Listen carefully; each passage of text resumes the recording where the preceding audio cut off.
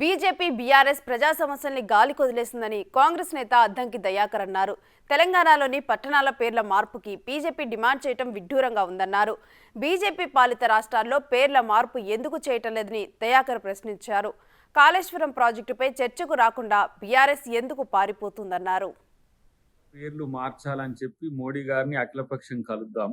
దాంతో పాటు తెలంగాణలో అభివృద్ధి అనేది ఎలా మేడిపండు చందాన మారిన పరిస్థితుల్లో మోదీ గారి అపాయింట్మెంట్ మీరు తీసుకోండి, అఖిలపక్షం ముఖ్యమంత్రి గారు లీడ్ చేస్తారు.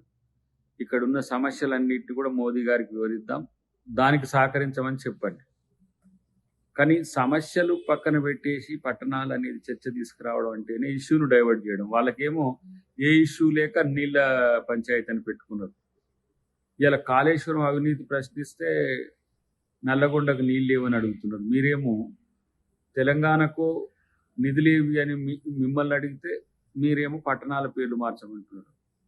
అంటే ఒకటి సమస్య అయితే ఇంకో సమస్యను క్రియేట్ చేయడం ద్వారా సమస్యగానే ఉంచాలని ఒక ఎత్తుగడ భాజపాది ఉంటుంది. కాబట్టి డెఫినెట్గా ఇలా ఈ తాలూకా రాజకీయాలన్నీ కూడా కాంగ్రెస్ పార్టీ గమనిస్తున్నది. అన్నిటికంటే ఎక్కువ ప్రభుత్వం రెండు అంటే కేంద్ర ప్రభుత్వం రాష్ట్ర ప్రభుత్వం కలిసి చేసే అభివృద్ధి కార్యక్రమాల గురించి అడుగుదాం.